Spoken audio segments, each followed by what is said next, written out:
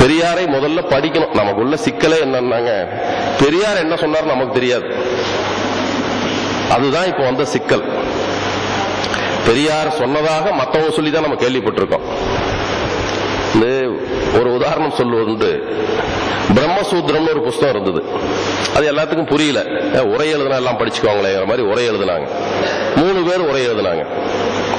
ஒன்னு ஆதி சங்கராச்சாரி ஒரு உரை எழுதினார், ஆதி சங்கரர்.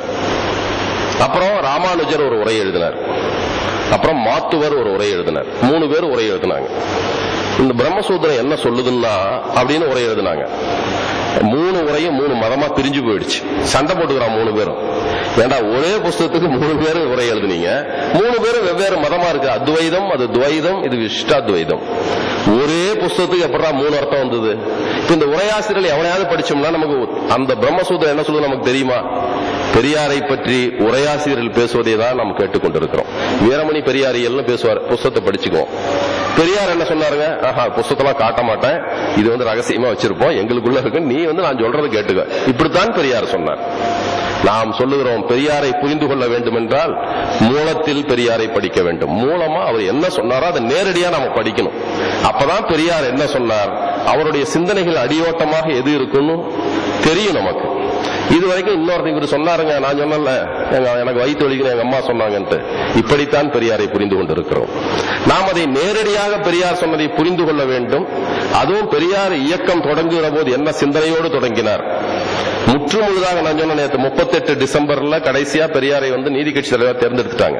எப்படியோ அரசியல் வாடை வந்துருச்சு. அரசியல் வாடையே வராத ஒரு சமுதாய புரட்சி இயக்கமாக நடத்திய சுயமரியாதை இயக்கம் என்ன செயல்பாடுகளை செய்யறது தெரிஞ்சுக்கணும்னு தான் நம்ம குடியரசை வெளியிடணும்னு சொன்னோம். இவனுக்கு தெரிஞ்சிட்டா வம்பா போயிருந்து தான் அவர் வேண்டாங்கிறார். உற்றாத பாப்பா, ஏன் மந்திரத்தை வேதத்தை நம்மள படிக்க கூடாதுன்னா, இவன் படிச்சா கேள்வி கேட்பான்டா, அதுல என்ன இருக்குன்னு தெரிஞ்சுக்குவான், சிக்கலா போயிட்டு படிக்கவே கூடாதுன்ட்டான். நீ படிக்காத, ஆனா நம்பு, நான் சொல்றது இது இருக்குது, நீ இந்த மாதிரி நடந்துக்க. நம்மளும் நடந்துகிட்டே இருந்தோம். இது இந்து மதத்தில் மட்டும்தான் இருக்குல்ல, பெரியார் மதத்திலேயே அப்படியே இருந்துருச்சு. நான் சொல்றதாண்டா பெரியார் சொன்னார், கேட்டுக்கன்னு சொல்ற மாதிரி நாம் படித்துக் கொண்டிருந்தோம். பெரியாரை நம்முடைய தோழர்கிட்ட கேட்கறது நாங்க தொடக்கத்தை சொல்லி இருக்கிறோம். இது பெரியாரை பற்றி பெரியார் நடத்தின பயிற்சி முகாம் 3 மாசம் நடந்துதான். 3 மாதம். நாக எஸ் பாட்ஷாவை பார்த்த போது சொன்னாரு, அவர் பயிற்சி முகாம் 3 மாசம் நடத்தினாராம். அப்படி பயிற்சி முகாம் நடத்தித்தான் செய்திகளை சொல்லி அவங்க இயக்கம் நடத்தி இருக்கிறாங்க. நம்ம 2 நாள், 1.5 நாள், 3 நாள் நடத்திட்டு இருக்கிறோம். 5 நாள், இவ்வளவுதான் நம்ம அதிகபட்சமான நடத்துறோம். அவன் ஏராளமான செய்திகள் அடக்கிய பெரியாரை நாம் 5 நாள்ல 3 நாள்லாம் புரிந்து கொள்ள முடியாது. பெரியார் நூல்களை நீங்கள் தேடி தேடி படிக்க வேண்டும். அதுதான் இதுல வேண்டுகோளாக வைப்பேன். நேரம் ஆயிடுச்சு, இதெல்லாம் பேசிட்டு இருக்குல்ல. இது பற்றிய முழு விளக்கங்கள் இந்த நூலில் இருக்கிறது. பெரியாரை கொச்சைப்படுத்தும் குழப்பவாதிகள் இது எல்லா புத்தகத்தையும் கூட போடாம அந்த திராவிடர், ஆரியர் திராவிடர் சிக்கல் இருக்கிற அந்த புத்தக அந்த பகுதிகளை மட்டுமாவது நாங்கள் அதெல்லாம் சேர்த்து அதை மட்டும் கொடுக்கலாம்னு நினைச்சு இப்போ டிடிபி செஞ்சாச்சு, அச்சிட்டு கொண்டு வர வேண்டும், பார்த்துட்டு கொண்டு வர வேண்டும். அது தயவுசெய்து எல்லா தோழர்களும் வாங்கி படியுங்கள் என்பதுதான் முதல்ல வேண்டுகோள். ஏன்னா இந்த சிக்கலை நம்ம குழப்பம் பண்ணிட்டு இருக்காங்க. இன்னும் சொல்ல போனால் திராவிடர் கழக பொதுச்செயலாளர் வீரமணி அவர்களே ஒரு புத்தகம் எழுதினார், 62 நினைக்கிறேன், தமிழ்நாடா திராவிட நாடான்னு ஒரு புத்தகம் எழுதி, திராவிட நாடு என்பது தவறு, தமிழ்நாடு என்றுதான் பேச வேண்டும், தமிழ்நாட்டு விடுதலையைத்தான் பேச வேண்டும் என்று புத்தகம் எழுதியிருக்காரு வீரமணி. வீரமணி எழுதினாலோ பெரியார் எழுதி அவர் பேரை போட்டாங்களோ தெரியாது. அப்படி ஒரு புத்தகம் வந்திருக்கிறது. ஏன்னா வீரமணிக்கு அப்ப 29 வயசு தான் இருந்திருக்கும். அப்போது அந்த புத்தகம் அவர் பெயரால் வந்திருக்கிறது. அந்த புத்தகத்தினோட பல எடுத்துக்காட்டுகள். தமிழ்நாடா திராவிட நாடா? நான் தமிழ் தேசியரிடம் கேட்பதெல்லாம் எப்படியோ இருக்கட்டும், பெரியார் 56 தமிழ்நாடு தமிழருக்கு என்றுதான் சொன்னார். 63 வரைக்கும் அண்ணா திராவிட நாடு சொல்லிட்டு இருந்தாரு. திராவிட நாடுன்னு சொன்னீங்கன்னா எலெக்ஷன் நிக்க முடியாதுன்னா சட்டம் போட்டான் அவன், பிரிவினை தடை சட்டம்.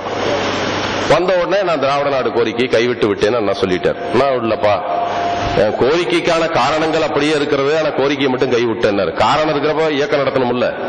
அப்ப கோரிக்கை தேவை இருக்கிற போது நீ பேசாம இருந்தா நீ எது கட்சி நடத்துற? ஆனாலும் அண்ணா சொன்னார், காரணங்கள் அப்படியே இருக்கிறது, ஆனால் நான் கோரிக்கையை கைவிட்டு விட்டேன் என்று 63 சொல்லிட்டார். ஆக திராவிட நாடுன்னு கடைசியா சொன்னது 63. இப்ப அதுக்கப்புறம் எத்தனை வருஷம் ஆயிடுச்சு? 46 வருஷம் ஆயிடுச்சு. இந்த 46 ஆண்டுகளை தமிழ் தேசியரை யாரு கையை பிடிச்சு இழுத்தாங்க? யாரு திராவிடன் கையை பிடிச்சு இழுத்தது? கட்சி பேர்ல மட்டும் திராவிடன் இருக்கு. யாராவது திராவிடம் என்ற கொள்கையை பேசி திராவிட நாடு என்று யாரும் பேசல. அப்ப 46 ஆண்டு போதாதான் நீ விடுதலை கேட்டு தமிழ்நாட்டுக்கு விடுதலை வாங்கி தர்றது உங்களுக்கு எல்லாம்? இன்னும் திராவிடம் இருக்குங்க. அதனாலதான் சிக்கலா போச்சுங்க.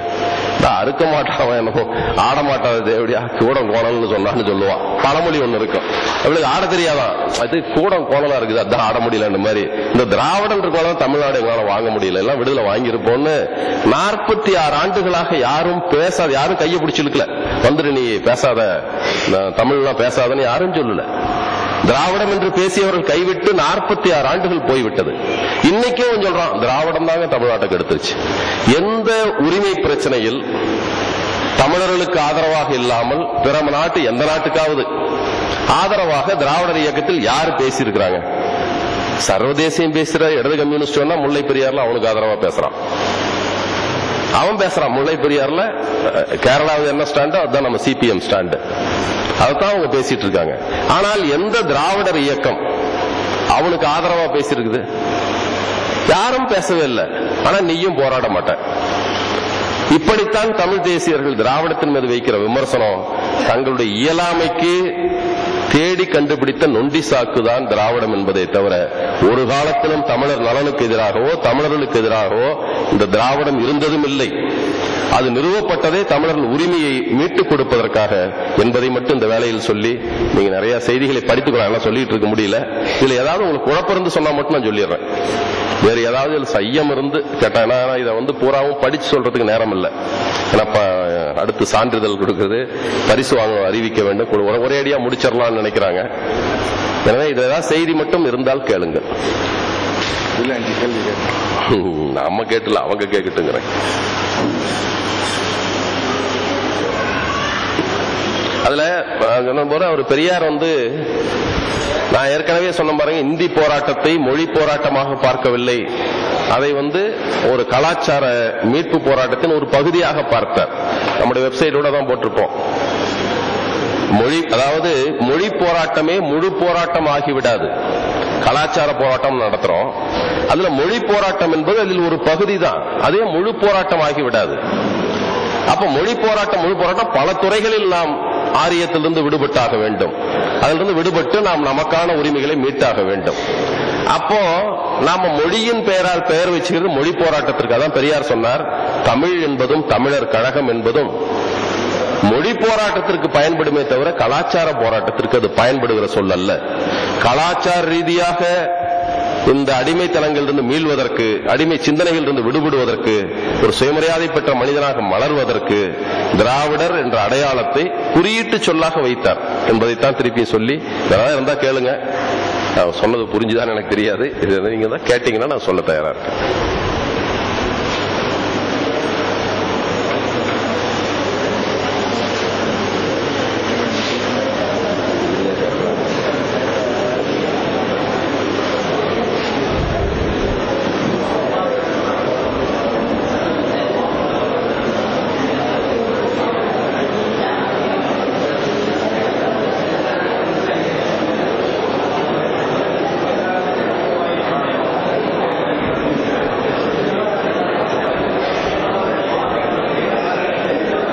எதுவும் புரியலன்னு கேள்வி வராது.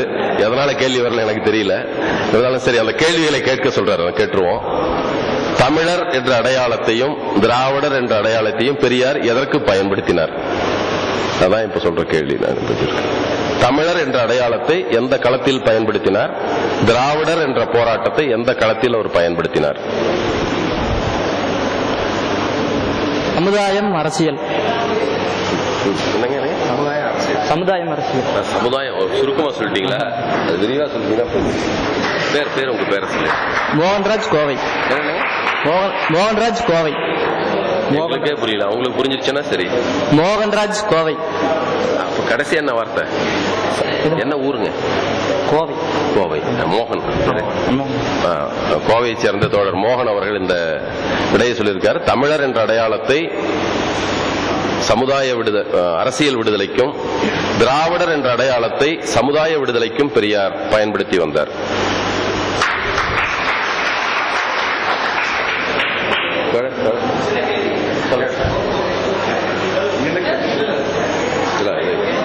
என்னங்க என்னங்க? இன அடிப்படையிலான ஆதரவா, மொழி அடிப்படையிலான ஆதரவா, அல்லது மனிதநேய அடிப்படையிலான ஆதரவா? நம்முடைய ஆதரவு இல்ல, நம்ம அது ஆதரவு கொடுக்கறங்கிற விஷயம் வந்து எதன் அடிப்படையிலங்கிறது, இனமா இல்ல அப்படிங்கிறப்ப